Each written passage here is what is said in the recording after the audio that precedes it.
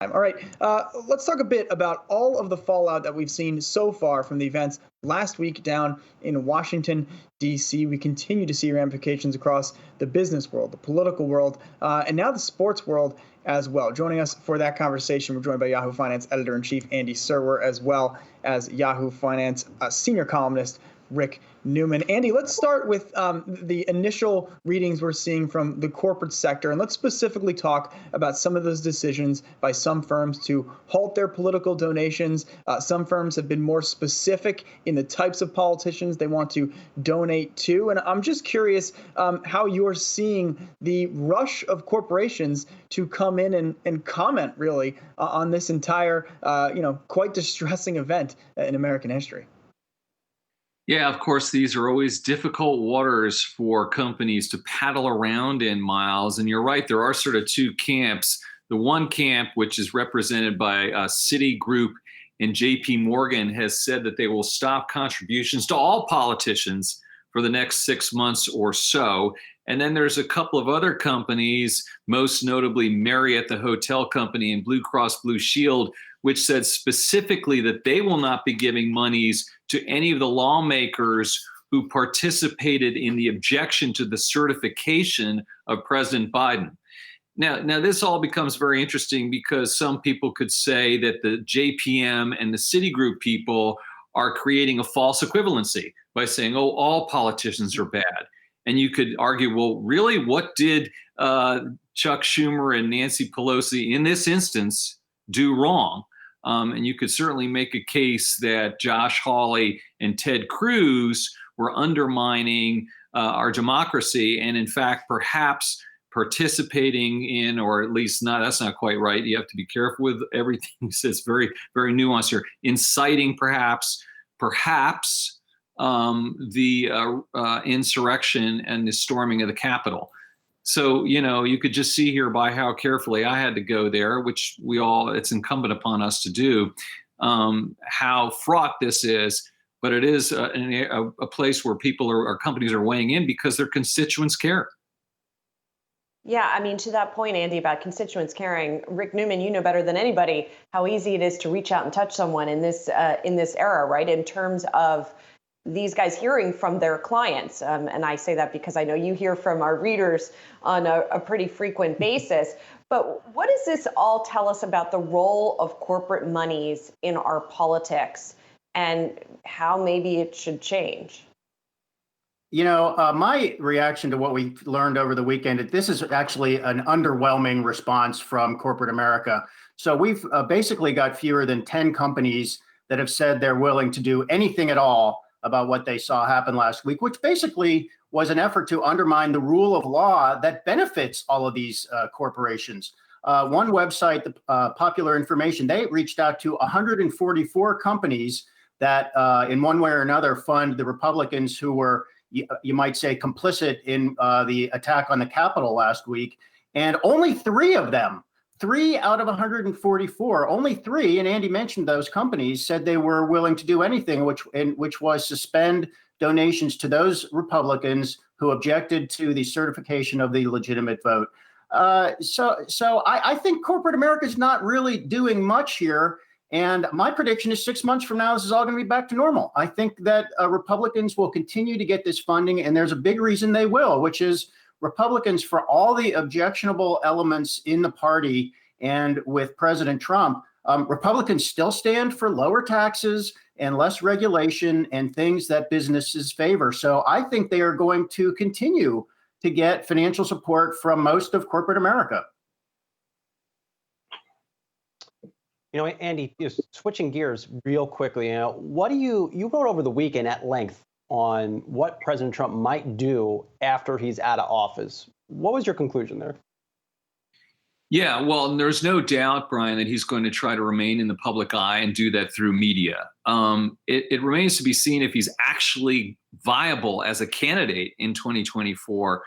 There's a lot of reasons why he may want to put himself out as a candidate. He can raise money. He can preempt investigations by saying it's a political witch hunt. So don't be surprised, even right now when it looks impossible for him to do that.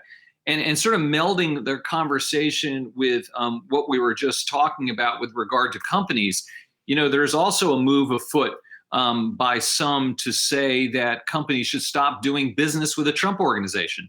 Now, this is not a new thing per se, but it could be gaining some momentum. And then there's actually other people talking about not hiring people who worked in the Trump administration, because they all, of course, go in running into the private sector as fast as they can to cash in on their experience. So a lot of stuff at play here.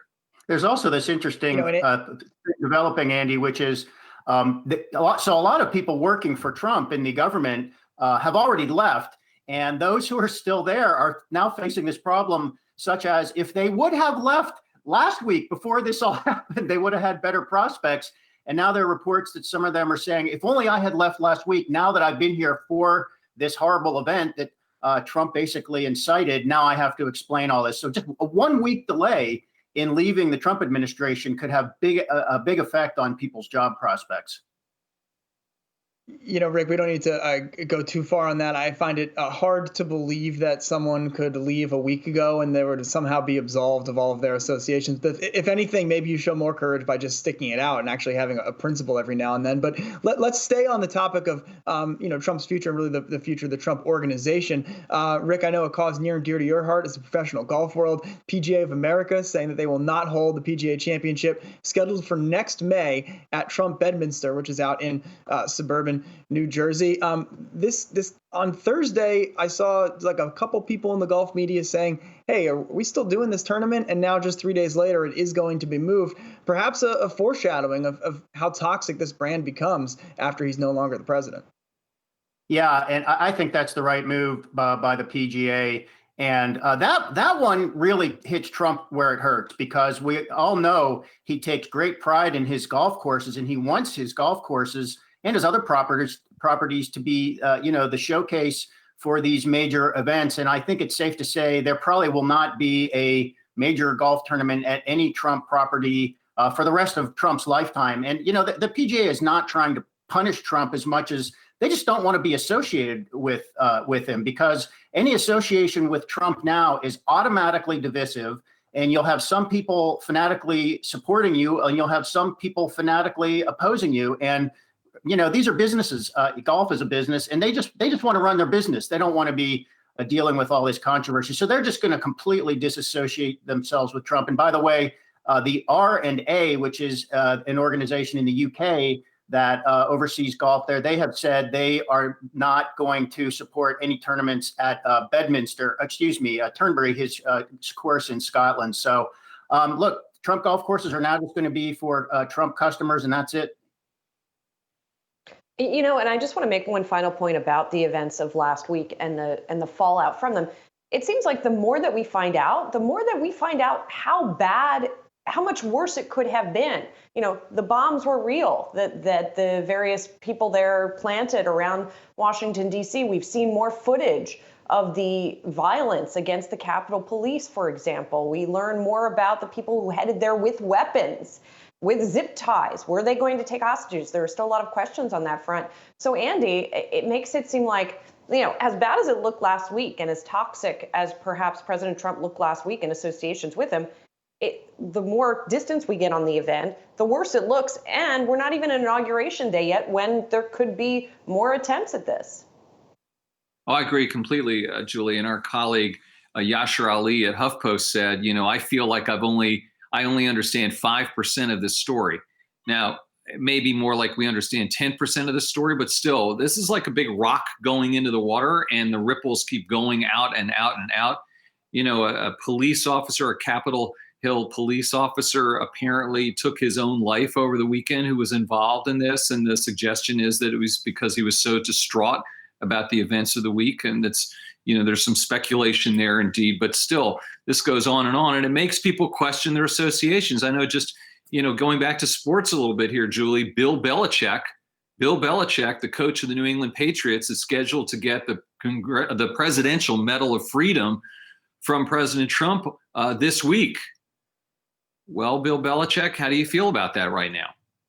I'm just going to put that out there. He should just say no thanks. Yeah. Well, he's going to be thinking about it, perhaps. Yeah, that story broke last night as there was actual football being played, and we have not heard from the Patriots. We haven't heard from Belichick yet, and I think there's a lot of ruminating on what one ought to do in that situation happening right now up in New England. All right, Andy, Rick, always great to hear from you guys. Thanks for joining the show today. Hi, guys.